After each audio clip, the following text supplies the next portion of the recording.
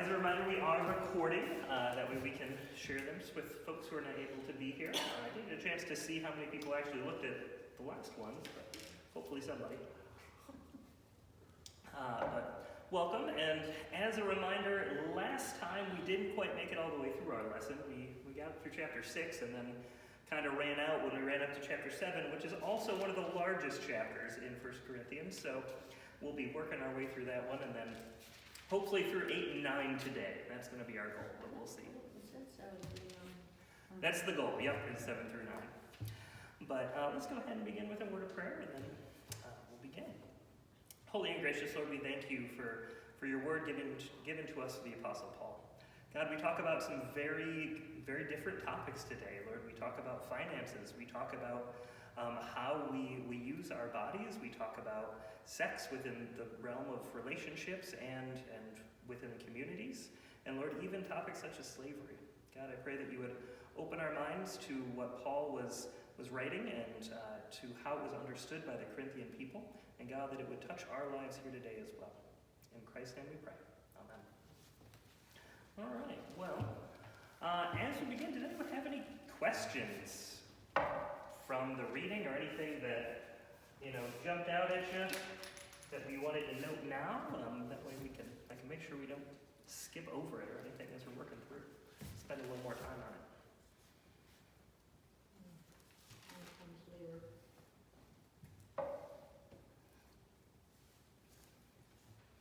Well, all right.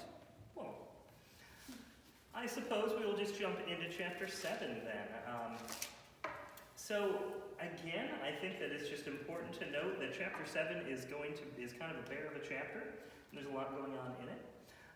So we're going to kind of take it in chunks and work our way through. But if you have any questions, just shout them out. So we don't need to hold on to anything.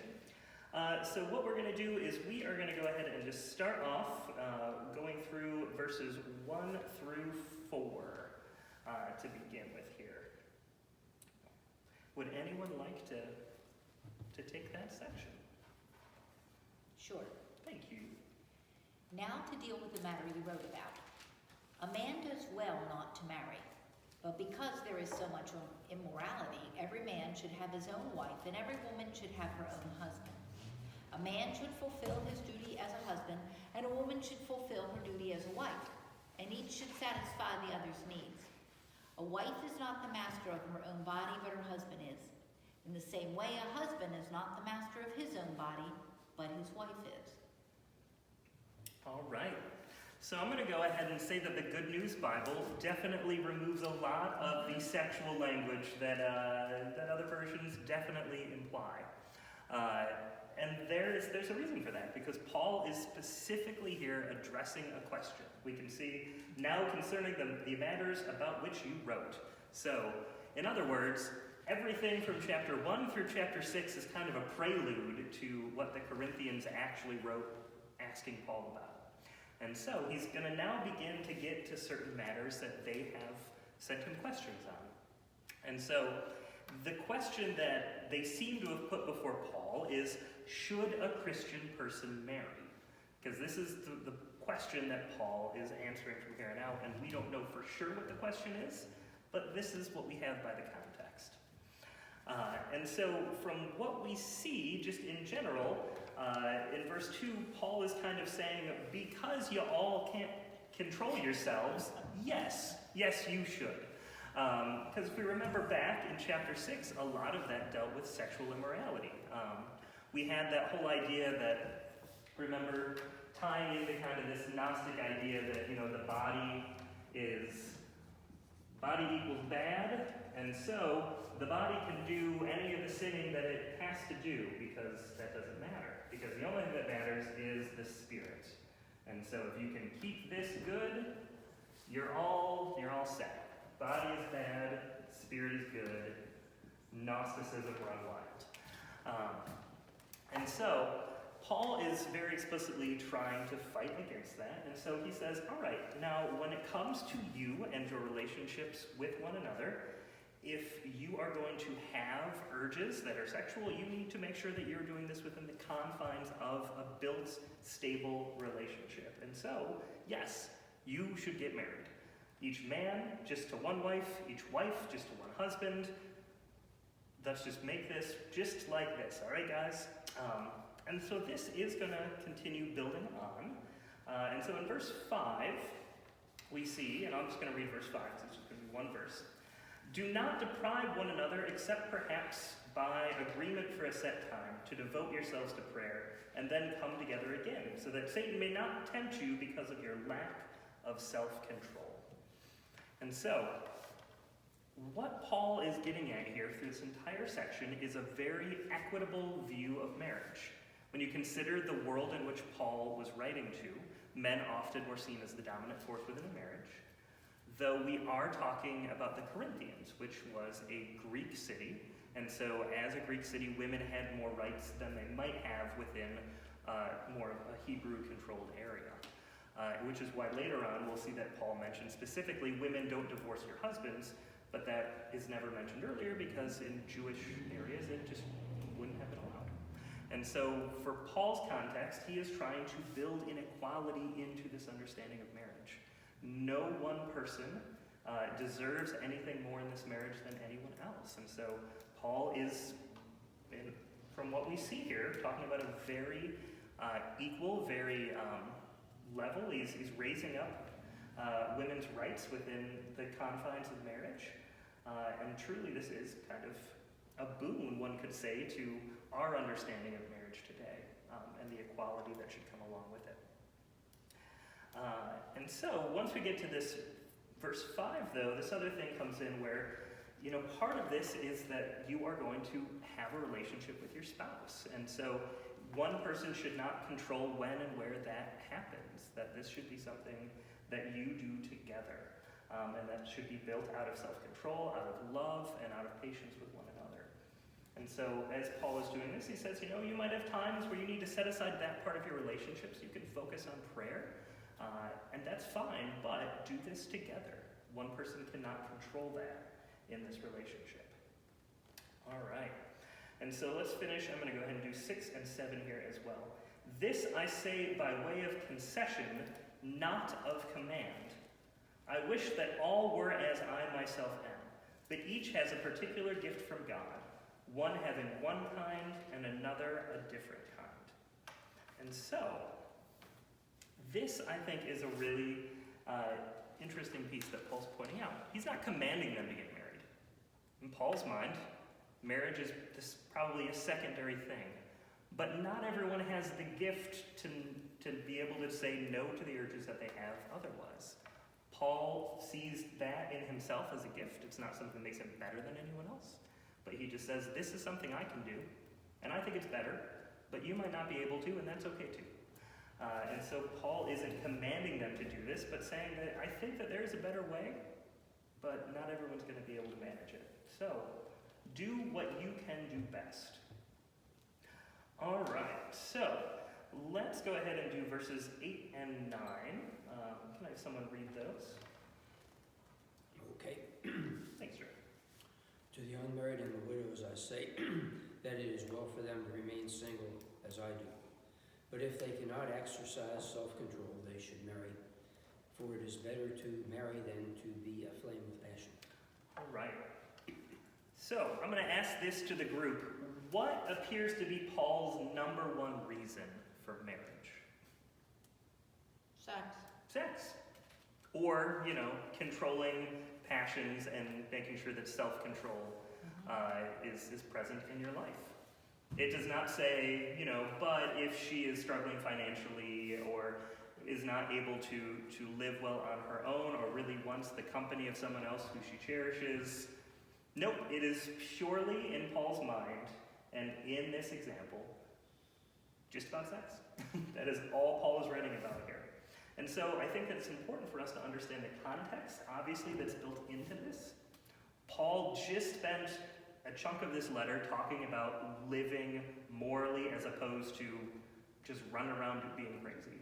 And so Paul is continuing this same strain of thought, that marriage is a way that you can control yourselves, because y'all can't right now. And so This, I think, is why we should not take this portion of 1 Corinthians and say, this is the entire reason for marriage, and throw it up there. Because that's not what Paul's doing. He's specifically addressing an issue within this community. And marriage is kind of the solution.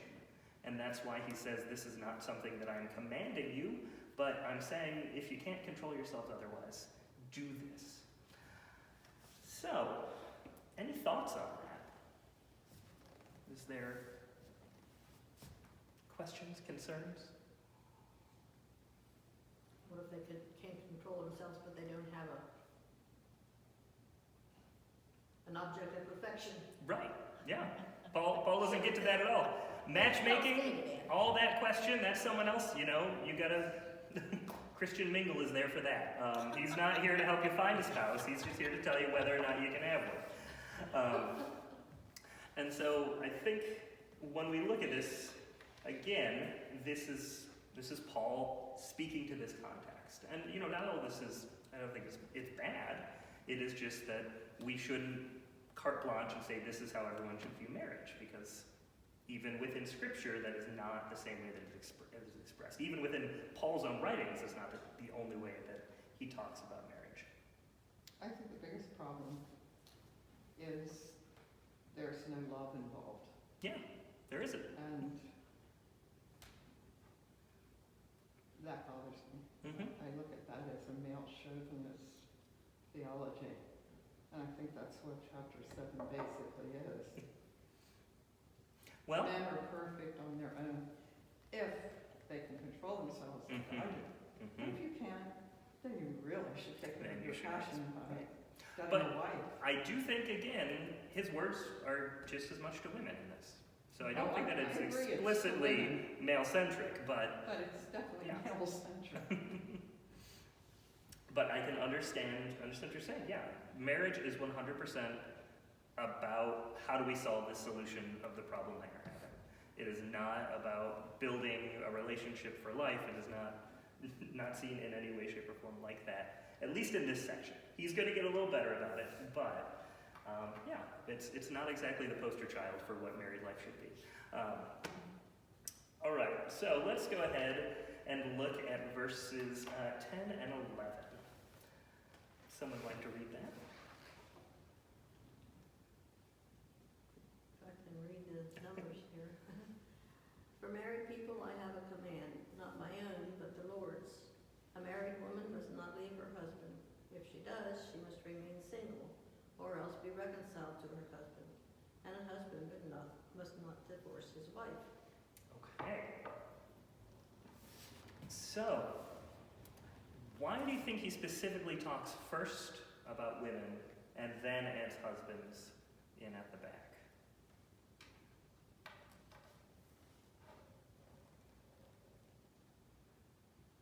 I think he realizes that it isn't the Lord's words, that he's continuing with his own opinion. And so he backtracks. Well, he specifically says, though, not I, but the Lord. Not mine, but the Lord's. Yeah. It's not, he says, not my opinion, this is God's opinion. And how many people say that in today's society? Oh, well, I absolutely agree with that, but I think at least in his mind, no matter what, he's viewing this as this is the command of God. I don't remember Jesus saying anything to him on the road to Damascus regarding this particular issue. It did not, but we again, this is the scripture we have. So how do we read it? It kind of Judiciously.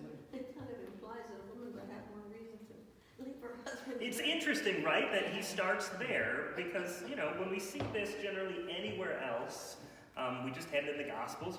Men, you shall not divorce your wives is the first thing that Jesus says when he goes on, and he doesn't even mention women don't Well, divorce like their you said, husbands. in Israel, in the Hebrew culture, Yeah. it wasn't an option. Right. And here in Corinth, It it is. happens from time to time. And so apparently he is reinforcing that, and then he catches himself at the end and says also, a husband should not divorce his wife. There is an equality to the meaning of it. It's just an interesting way that Paul begins there and then moves on.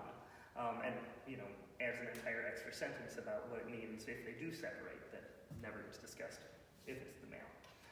But I think that what we're really getting at here is that Paul is, as we said, speaking to a culture in which was different than some of the other cultures that he had worked with before.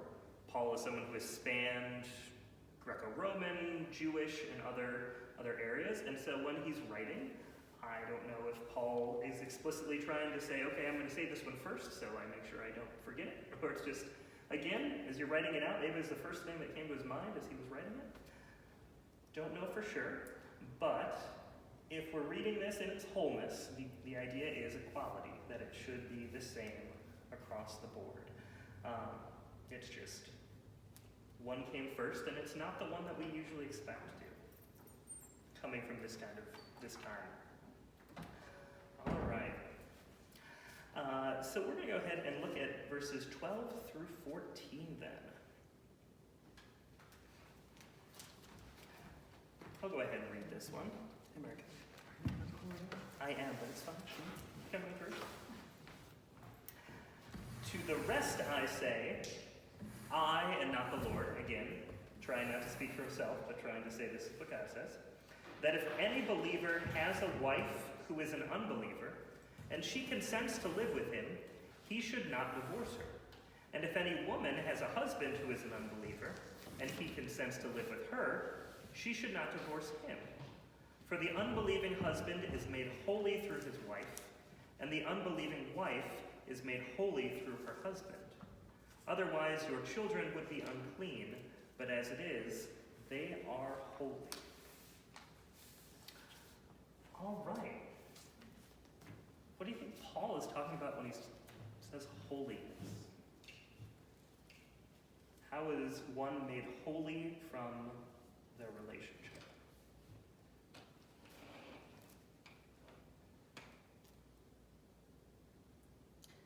My version says acceptable to God. Yeah, there's going to be different, there should be different Instead of words here. holy. Mine says acceptable to God. Because the other one I read had, instead of holy, it used sanctified.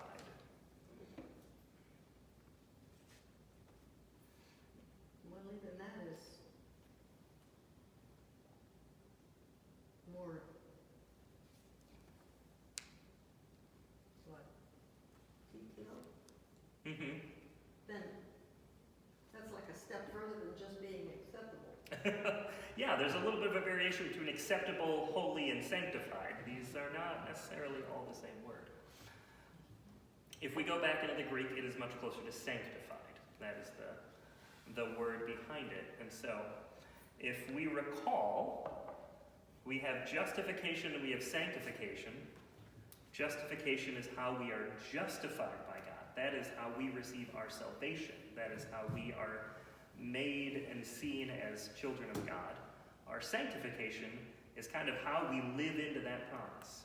It's how we act. It's how we move through this world. And so Paul is not saying here that, well, marry your spouse, and if your spouse isn't a Christian, then automatically, they're going to become one. If so facto, it's done.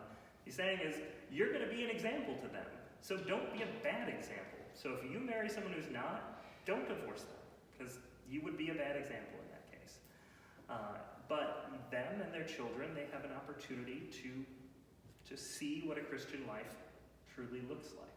Because again, like we talked about when we met last time, this is a community in which Paul is very much emphasizing that you need to walk the walk, because you are the only example for these people of what it means to be Christian.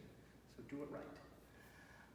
And so Paul is speaking specifically to people who are going to be in relationships with people who are not Christian. It's a smaller community.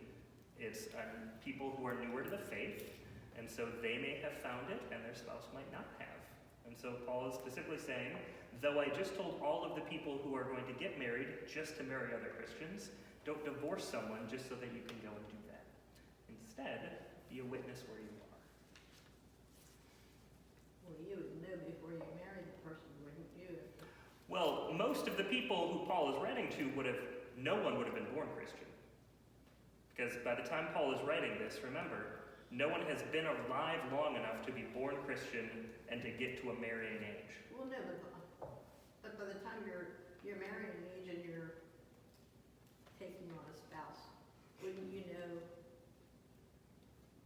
before, unless it was an arranged marriage, wouldn't you know if the other person was Christian or not? Possibly. One, it could be slightly arranged by the culture. The other thing is that a lot of people were probably already married before they became Christian.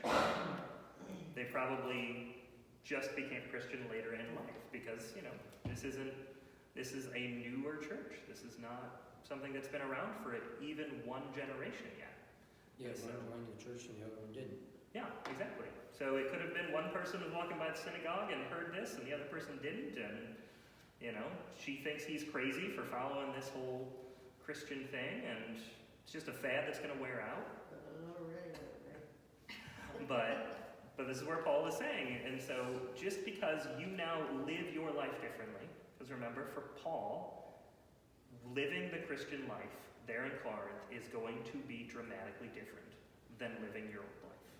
And so, even though all of these other things are changing, do not sacrifice this relationship, but instead be a witness in it, which I think is actually, when we get down to it, a good way for us to understand our role within this. That it is, sure, it's beneficial, and there's a lot of great benefits to being married to someone who is a Christian, but it doesn't make sense to say, no, they're not a Christian, so I'm going to divorce them so I can marry someone else who is. I mean, there are contexts, sure, where if there's other issues going on, but if this person is faithful, if this person is caring, then you have an opportunity to be a witness within that life. And so Paul is very explicitly saying, don't give that up. Now, any other questions on that before we move on? Okay. Well, I'm going to go ahead and take this then. So I'm going to go ahead and go verse 15 and verse 16 we'll read now. But if the unbelieving partner separates, remember, the one who is not a Christian, let it be so. In such a case, the brother or sister is not bound. It is to peace that God has called you. Wife, for all you know, you might save your husband. Husband, for all you know, you might save your wife. So, don't divorce your spouse. Though if your spouse divorces you, I can't control that. They are not under the same set of rules. They're not under the same authority. Their living out this Christian life doesn't look the same as yours does because they've not made that choice. And so for Paul, I think it's a very pragmatic response. He can't control what someone who is not a Christian in that community is doing. He is not, their leader. He's not their teacher. He really has no say in the game. So it is what it is. It's a little crass, but I think as Paul is trying to say is that, as a rule, our Christian rules don't apply to the rest of the world. So don't attempt to make them, which I think is another piece that is probably pretty important for us in this day and age. That we understand that even Paul, who called us to a very high authority, never said that every other person, no matter what they believe, needed to follow that same authority.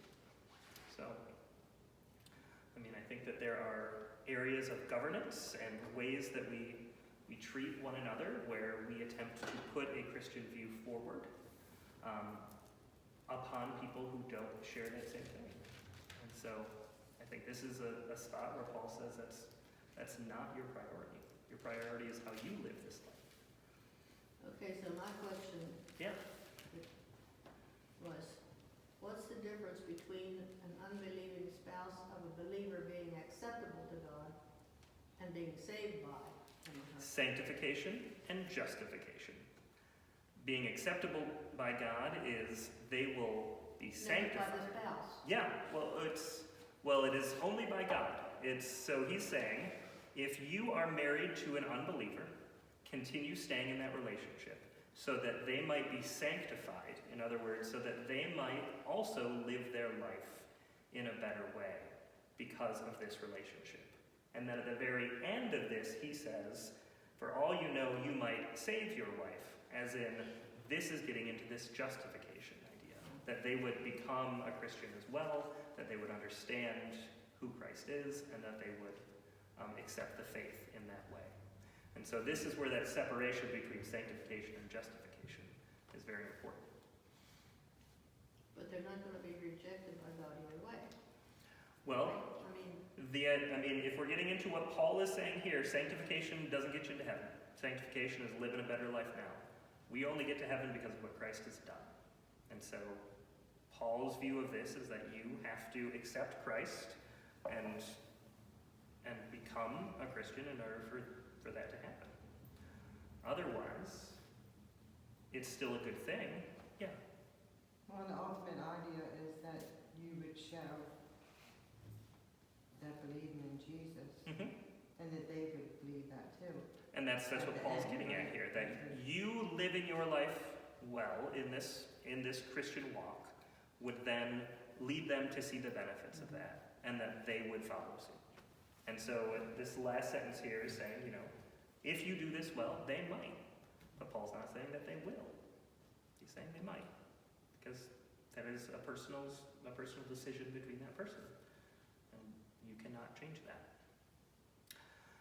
And so they this would be acceptable by God? Not. acceptable is sanctified, saved is justified. This is how we see the difference in it. Yep. So look at it this way. There are, throughout the prophets, we see times when the prophets, speaking the words of God, says, this person over here is worshiping Molech or whatever, and yet they know how to treat captives and orphans better than you do. What they're doing is acceptable to me. What you're doing is not. It does not mean that they are in that relationship with God.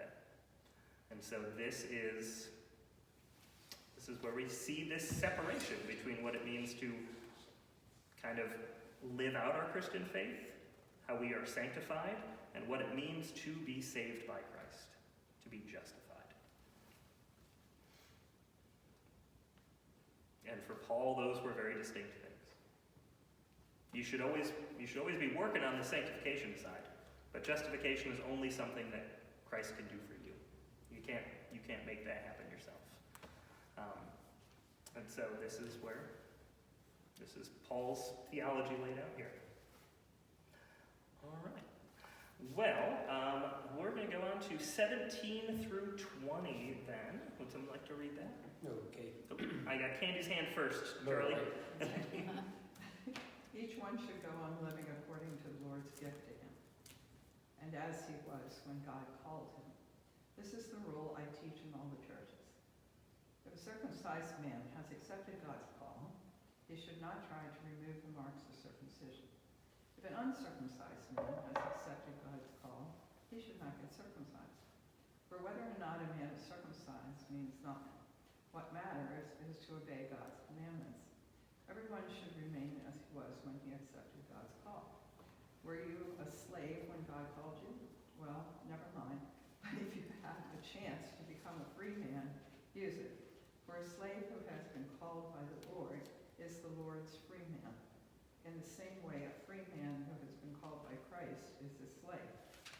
God bought you for a price, so do not become slaves of men. My brothers, each one should remain in fellowship with God in the same condition that he was when he was called. All right, let's pause there. So, there's a couple of things that I would imagine we would take some issue with in this section right here. Let's take this in two pieces, because I think that there's two different things going on here. So in 17 through 20, specifically he's talking about circumcision here. And so really he's talking about circumcision, but he's talking about more than circumcision. He's talking about following the Jewish law in any of its numerous facets. And so for Paul, the choice of whether or not you are circumcised has nothing to do with God's acceptance of you. Follow the law if you were someone who has been raised to follow the law. If you were a Gentile who has never known the law, it's not on you to pick up. And so Paul is trying to kind of say, yes, you are free from it, but it doesn't mean that you shouldn't do it, because Paul says, I believe it's a beneficial thing.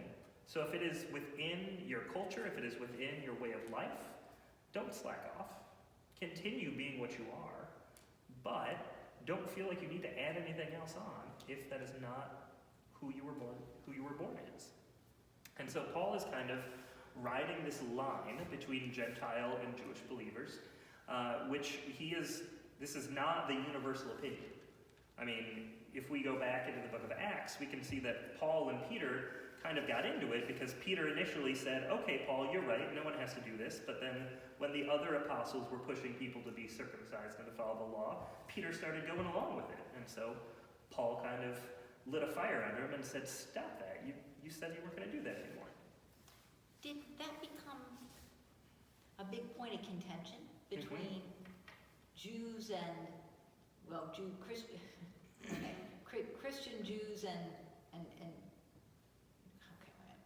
Jewish Christians and Gentile Christians? Did that become a point of contention? Numerous areas around that became points of contention.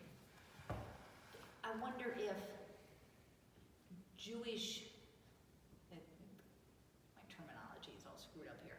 I wonder if Jewish Christians backed away then from accepting Christ as Messiah because the Gentiles didn't have to do all the legwork. They didn't have to live by the law. Yeah, well, it didn't have to go back. Yeah, it didn't have to go back and pick it all up. I just, if that one point had been different, it just makes you wonder if. Oh, absolutely. No, there was plenty of splintering, and I mean, if we were to go into the book of Galatians, so you see how Paul is saying here, if you're circumcised, be circumcised. If you're not circumcised, don't be circumcised. Seems as though there's nothing to argue about here, guys. You go to the book of Galatians, Paul starts ripping into the people and saying, don't you listen to those dogs of the flesh who say that you need to be circumcised. Paul will get up on a soapbox about this issue, but at this time, he is just kind of trying to lay down a foundation of, if you were born into this, live that way. If you were born into this, live this way. And this is going to continue on, as we see in this next section too. It is more to do with than just how we live our lives due to, being born under the law or not being born under the law. Because now we turn the page here, and now Paul is saying, if you were a slave when you were called, don't be concerned about it. Continue being a slave. How many people want to take a guess how that affected the abolitionist movement within the United States? Those words that Paul was saying there were used by slave masters and those who defended slavery to keep people in bondage. We cannot excuse that happened. But what we have to point out is that Paul had a dramatically different worldview. Dramatically different. Because, and I think it merits being written on the board, Paul thought Jesus was coming tomorrow. Or at least next week. Or, at the most next week. Paul was sitting here as he's writing this letter being like, do we really need to finish it? Because Jesus is going to be here by the time it gets there anyways. Paul was convinced, and we can see this in his writings, and we'll see this just a little bit further on, in verse 25 even, that Jesus was right around the corner. So don't be concerned. We don't need to have a social revolution where we set all the slaves free, because Jesus is going to come and he's going to take care of it. I do not think that this should be used as a way of saying that Paul defended slavery. I think we can go and see the book of Philemon, when Paul is writing and saying, hey, I'm sending this slave who ran away back to you. But you know what? Maybe just accept him as your brother and not your slave, because remember, I'm the guy who brought you to Christ and you really owe me. And really lays down the pressure of saying, stop treating people as though you can own them. So I don't think that this should not be used to say that Paul truly believed that people should be slaves. And we can see this, a little bit further on, in verse 23, you were bought with a price, do not become slaves of human masters. Paul is explicitly saying, don't go and sell yourself into slavery, which was, an option of indentured servitude that you could do. So he's explicitly saying, don't go and do that. But Paul is saying we're not going to be around here long enough for this to matter long term. So, just stay as you are and live your life the best way you can. If you're a slave, you know what? You might have an excellent opportunity to witness to your master so that he might become a Christian too. Use what you got, people. Because for Paul, again, this was all ending in a day or two. You don't need to wait. You don't need to worry about this being a long-term thing. Paul never would have considered that there would be issues of generational slavery that could ever happen again. It would have never crossed his mind, because for Paul, Christ was going to be here any day now. And so, but people take it out of context. And they do a lot of things in the Bible. Right, absolutely. And this is why this is a central part of how we have to read and understand Paul. That a lot of his brashness, a lot of his vigor and all of this is because there's not time for you to mess around, people. This needs to happen yesterday. And so Paul is excited. He's passionate about it because, it's a job that needs to get done right now. There's no waiting for later. And so Paul didn't have this long-term vision of what a Christian community was going to look like in mind. Because the long-term vision is Jesus comes back and rights all the wrongs, and we're good to go. I think this is pretty succinct the way it worded it is. It says, for a slave has been called by the Lord, is the Lord's free man. He's already free in the Lord. Right. By the same token, he's a slave to Christ because he's devoted to him. And then Paul does turn around and say, you're now a slave to Christ, so don't be making yourself a slave to anyone else, unless you already were. So there's kind of this thing Paul is saying, you know what, even if you are a slave in body, you are free. You know what, that master is not going to have any obligation over you as soon as Jesus gets here. So don't worry about it. Continue living as you were, and then we'll get this all shaken out as soon as Jesus gets here. Paul is the perpetual babysitter waiting for the parents to get home. And so that is where a lot of this, I think, this harshness, this very strictness following the law that we see with Paul, a lot of that passion that sometimes we get aggravated about, it's so built into his worldview. And so it dramatically changes if we then try and read this with our understanding of history and our understanding of timelines. But Paul is speaking to a specific way that he sees the world. And in his context, I still don't like the idea of him saying, if you're a slave, continue being a slave. I will never like that idea. But I understand more as to why it is that he would say it. Whereas any other context, I think it'd be just terrible. All right. Any other questions concerning this piece?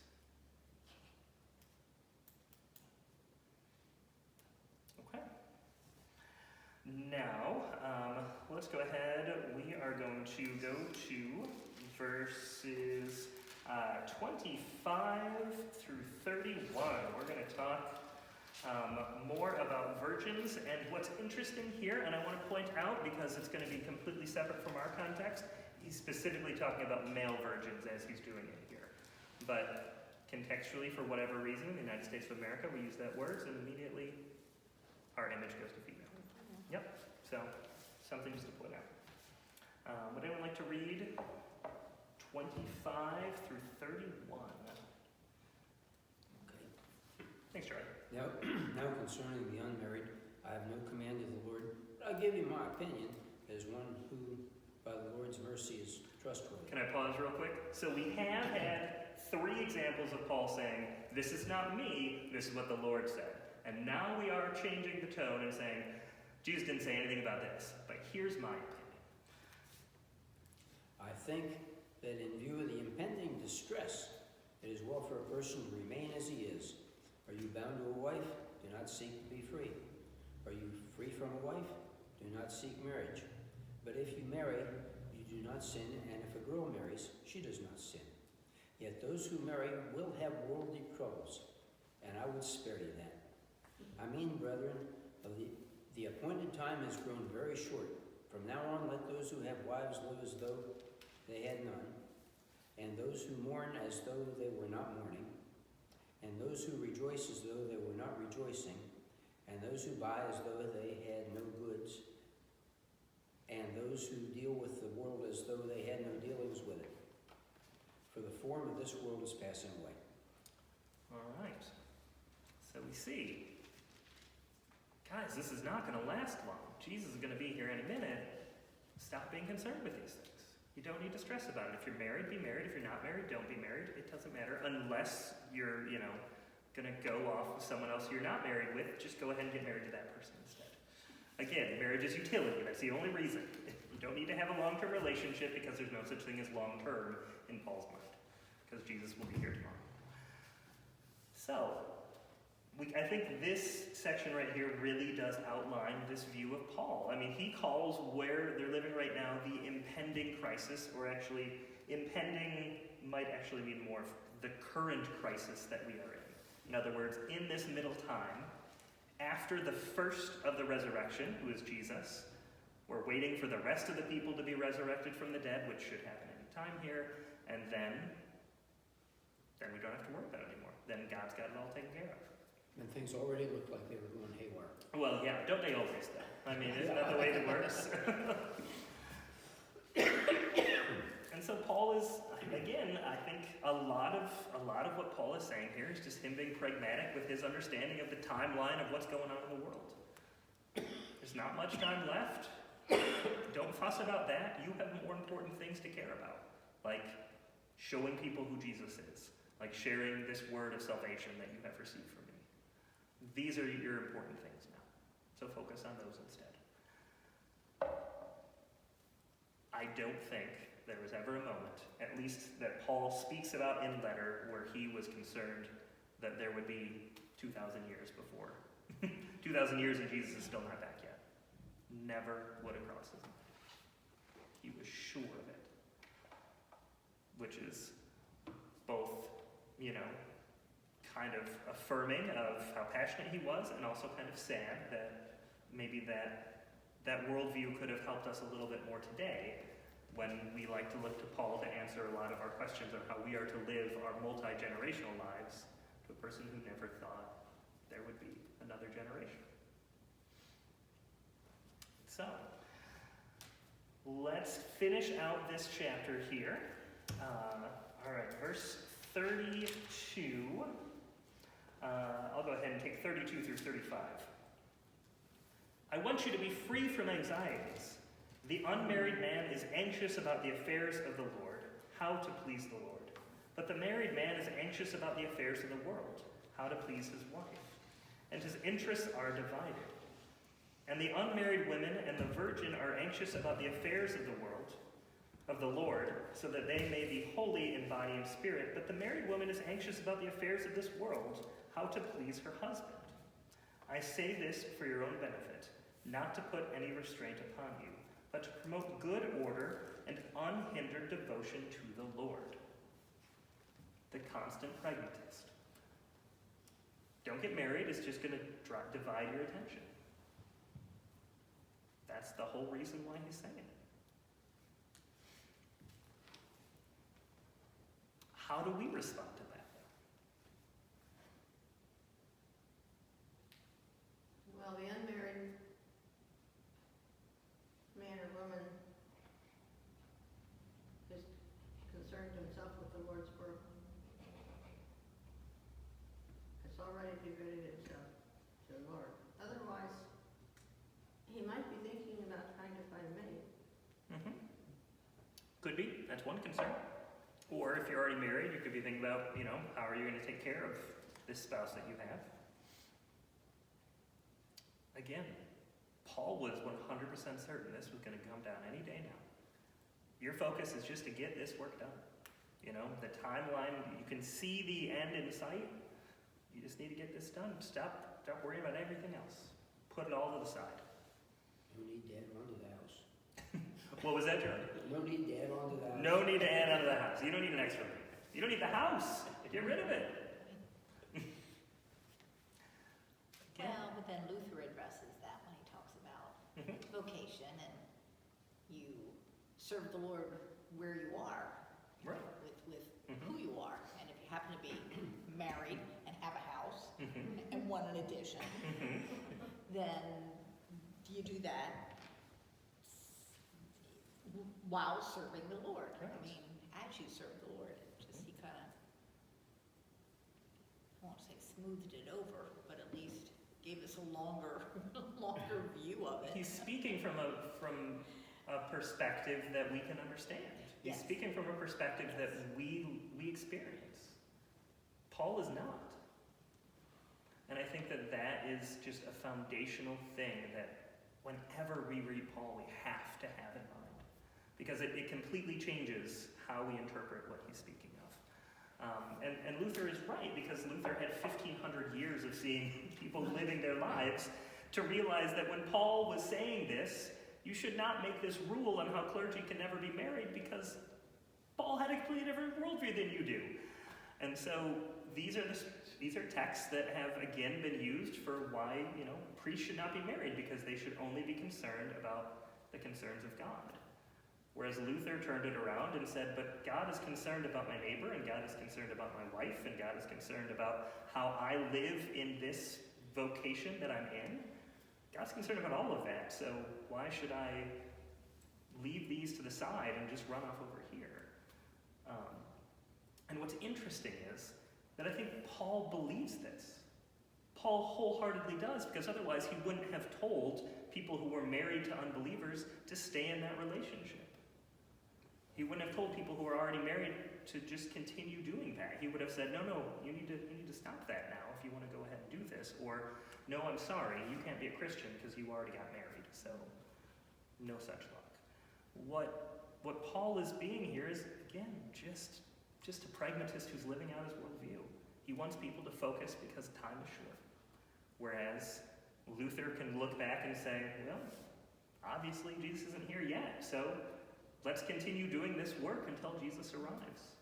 And maybe we need to understand that marriage is a way that we can live out that commitment and live out that love, and we can show others our faith through the relationship with our spouse. And so, Well, yeah.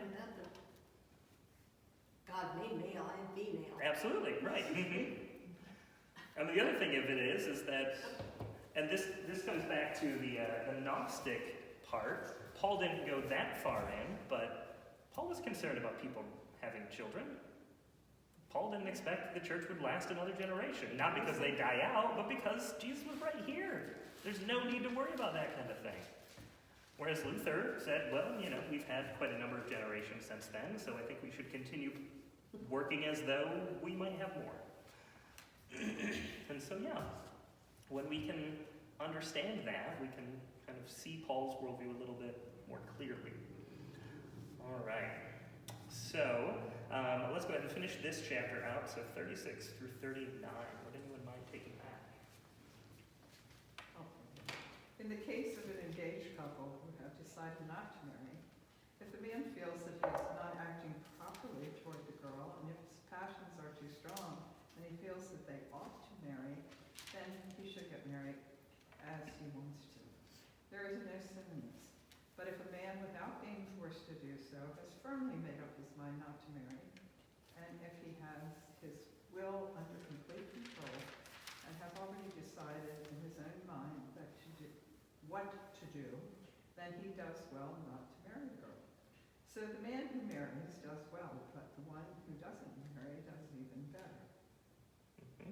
Want me to keep going? Yeah, finish up. A married woman is not free as long as her husband lives, but if her husband dies, then she is free to be married to any man she wishes, but only if he is a Christian. She will be happier, however, if she stays as she is. That is my opinion, and I think that I have Christ's Spirit. In other words, Jesus didn't tell me that, but I think I'm right about it. So understanding what we've just kind of talked about on Paul's worldview, do you get why Paul is saying these things? If you are going to go off and have relations with someone who you're not married to, go and get married, because that is going to move you further away from being a true witness to Christ. But otherwise, spend your energy elsewhere. You know what? You may be engaged right now. Don't worry about getting married. Weddings are expensive. Use that money for other things. You're not going to need that house later anyways. Everything in Paul's view is based on this understanding. And so it's not, and this is where I think it is also very important, because a lot of times we look at Paul and say, you know, Paul lives this example, and we're not going to see it in chapter 9, because we're not getting to chapter 9 tonight, where Paul is, you know, he's working full time, he's doing all this work for the church, and Paul is, in chapter 9, vehement about saying, no, I don't want you to pay me any money, because I'm doing this for a different reward than that. And so we can say, well, oh, we should all be just as sacrificial as Paul. Well, yeah, but Paul was talking about running a sprint, not necessarily the marathon that we're talking about here. 401ks? That doesn't matter at all for Paul, because that's not going to do that. Jesus is your retirement plan. And so this is tied into Paul's worldview. And it doesn't mean that we should, of course, be greedy. It doesn't mean that we should, hoard everything we have or anything like that. But it does mean that our stewardship doesn't need to look like Paul's, because Paul had a different understanding of this. And Paul will even say that in chapter 9. Everyone has to do this. This is just how I feel we should. All right. We are at 7 o'clock. Man, that was a long chapter. So it doesn't say much about the girl's feelings if after they're Nope. engaged, and he decides he doesn't want to be married after all. But again, Paul doesn't say, well, don't, just completely end that relationship and go away. Paul says, just don't worry about getting married. Just stay exactly as you are. You don't need to worry about moving any further on it. He doesn't say kick him to the curb or anything, or for her to kick him to the curb, because in Paul's mind, it does not matter if you were male or female in this. Both have responsibility. But Paul is saying, it's not your priority right now. Focus on other things. Unless, you're going to be running around, then go ahead and get married. Just take care of it. I should have decided before you got engaged. If Paul's letter had, you imagine the guy who had just proposed the day before Paul's letter got there. Pragmatic. And so this is Paul's very pragmatic understanding of relationships in the world, based upon his understanding that the world wasn't going to be around much longer. At least the world as we know it was not going to be around much longer. He wasn't running around saying, everything's going to come to an end. Instead, everything's going to come to a beginning. God's going to show up, and what we've been waiting for is finally going to happen. But we need to read this in light of what we know. And in a strange way, we know something Paul never did. Is that we were going to be around here a long time before that moment that he was waiting for. All right, any other questions this evening? Candy? I just have a comment. I think that they probably, because there were other people who had preceded Paul, missionaries, that they would have spent more time on love and God's love. And maybe some of these questions hail because those who had been with Jesus and understood his unconditional love and telling him that love was the most important thing, that you love God and you love your neighbor, that they were teaching slightly different. And I think Paul might have gotten some backlash that we don't learn about from people where the earlier disciples had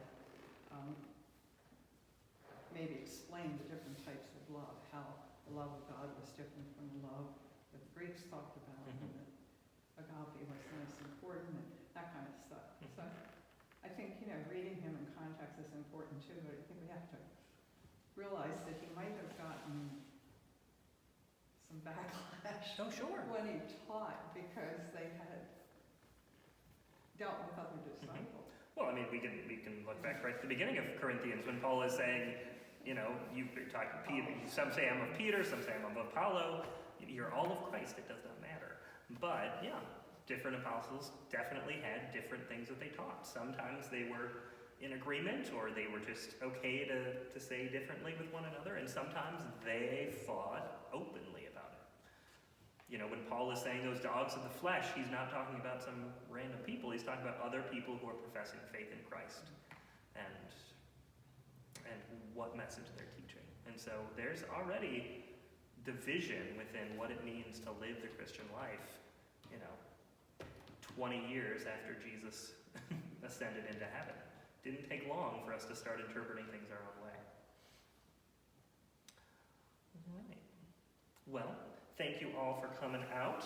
Sorry that we are perpetually falling behind on this one, but I think we're having good conversation on it. So we will plan accordingly to do chapters 9 and 10 the next time we meet then.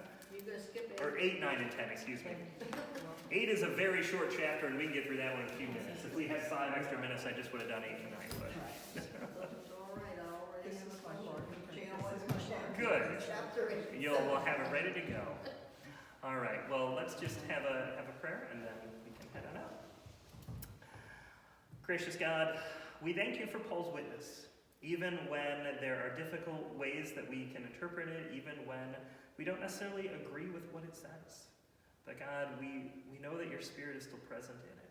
And God, that you are speaking to us in the same way as we read your word. And so I pray that it would guide our steps, that as we go out, not that we would necessarily be mindful and care little about those who are enslaved, but that we would understand Paul's great passion and zeal for sharing the gospel in any way possible. Lord, I ask that you would be with us as we go out today. In Christ's name we pray. Amen. Right.